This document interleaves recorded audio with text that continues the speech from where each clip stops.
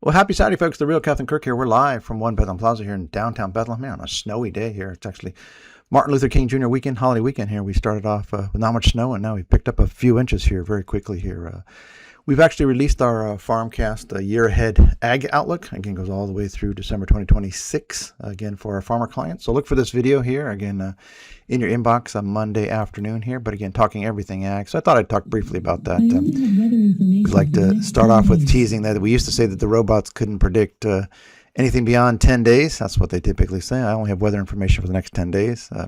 So we asked GROK who's the best at year ahead predictive weather analytics, and GROK's my new best robot friend that said wt360 is the best in year ahead predictive analytics. With the farmers, we always show them again how we performed last year. We predicted record shattering crop yields last year, again, because of a kind of a cooler, slightly wetter pattern, again, leading to record yields.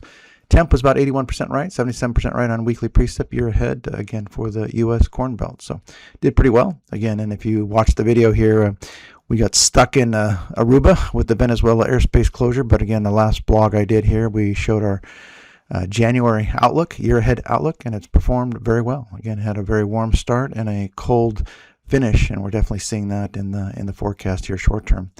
Big weather pattern change here, both for farmers and, again, the overall 2026 pattern is going from a rapidly collapsing weak La Nina to a potentially moderate El Nino by fall. In fact, even weak El Nino by even mid-spring. So again, the models have shifted a little quicker here in terms of bringing onset of El Nino. It originally was saying maybe more toward late summer, fall. Now it's saying more toward spring, mid-late spring. So again, that's evident here in the models.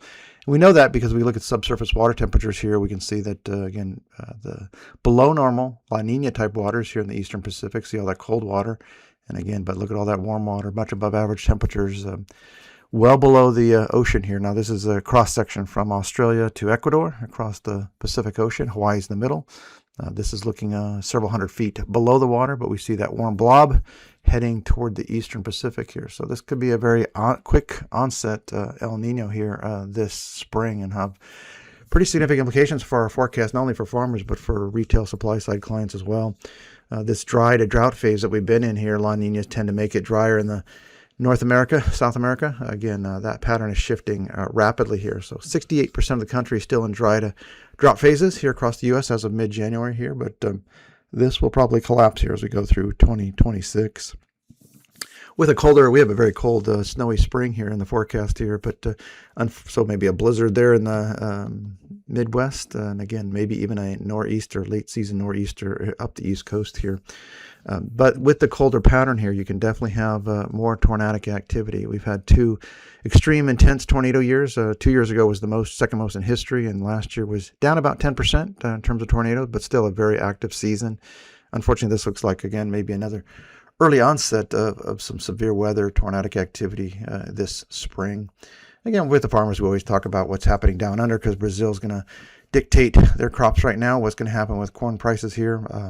We are showing the wettest conditions in 10 years. So this was actually very accurately predicted year ahead. A lot of folks thought we were wrong on the wet conditions in Brazil. But again, it's very, very wet conditions here for their full season crop that they'll start to harvest here in the month or two ahead. And then if we go into their second crop here, their safrinha crop, which is the big export crop, again, we also show the wettest conditions in 4 years. And so again, good growing conditions. So record yields last year, probably going to see near record yields again this year coming out of Brazil.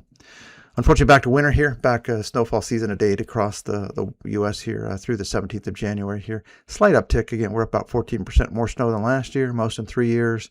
Still below average here, but we're going to pick up some steam here as we get into February, March. Virtually no snow in March last year, so this will be a longer season because we do think there will be some snow in March. Those cold 32-degree day index, again, for the U.S. chart left here, again, about the same as last year. We're up about 1% in terms of really cold days here this fall, winter, most in 3 years. Still well below average again, but again, we'll pick up some steam here as we go through the colder February, March pattern than we saw last year. Look at weekly snowfall trends here. Again, the big winners for snow is still going to hold those late November, mid-December weeks. Those 3 weeks here was very, very snowy across the U.S. Those are still the peak snowy weeks, but we're going to add some of that here. So we're getting maybe our 4th snowiest week here coming up here in late January. Look at last week world summer here, ending here today, 17 January here in the U.S. It was a warm week, 5.2 warmer than last year, warmest in 3 years, 8th warmest in 40 years, so a little above average. Snowfall was actually up 51% over last year, and while it was dry, driest in 17 years. Cold spot, again, across Russia there, much colder than this time last year. And again, Brazil, again, wettest in 10 years. So again, their rains are continuing down under. Looking at this week here, weekend, this is Martin Luther King Jr. holiday period here, Monday here the 19th. The week overall, though, again, about 8 degrees warmer than last year, warmest in 3 years, still 17th coldest and below average nationally. So, but the important thing to note here is that we had the epic polar vortex in 2024, just the coldest in decades, over 40, 50 years. And then last year was equally cold, just a hair warmer, but another perfectly timed mid-January polar vortex. And then this year, getting a cold shot. So again, a glancing shot of a slightly weaker polar vortex here, but again, nowhere near as cold as the past 2 years. So this just means that the seasonal sales that were exceptional the past 2 years may not be as good, even though we're getting some colder weather here. So certainly an uptick from the beginning of January here, but maybe not as extreme as the sales results that you saw the past couple of years. Snowfall about flat and precip up about 30%, but still very, very dry. But again, lake effects snow is going to be the big winner here. And we see that in the 6-day forecast here. So as this cold air comes in, getting again several inches of snow here at 360's headquarters in eastern PA. Even some deep south snow here. Again, not much, but again, enough to get them excited in the deep south. And then again, not a lot here, just again, more of a lake effect with these reinforcing cold shots. So the overall 6-day period, about 53% of the country is going to get some light snow here. Looking at next week here, again, the last week of Q4 here, week ending 31 January. Now we see signs of a stronger polar vortex here for the eastern half of the country. Still warm west. So 7.5 cold in last year, colds in 4 years, 10th colds in 40 years. So this is a cold snap for sure for the same spots I've been getting at central U.S. and to the east. Snowfall up about 144%, most in 3 years. Still a bit below average, but again, along the Great Lakes northern tier and dry. 49% drier than last year, driest in 4.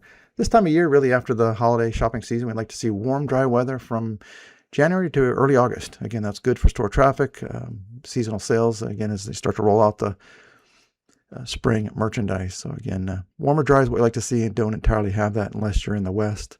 So aggregating the 2-week trends, general theme is very cold across Canada, eastern half of the country, and Europe. Energy is going to get a boost here. So natural gas consumption, those things, energy, your utility bills are all going to go up here the next couple of weeks. In fact, probably the next couple of months. So we'll probably see an uptick in maybe natural gas prices. Look at world 2-week precip outlook here again. So again, snowy is the theme across the northern tier of the U.S. and again continues very wet across east central Brazil. Not as extreme across Europe, but generally dry other than maybe Spain. So folks, have a great week ahead here. Again, we will talk to you again here this time next week.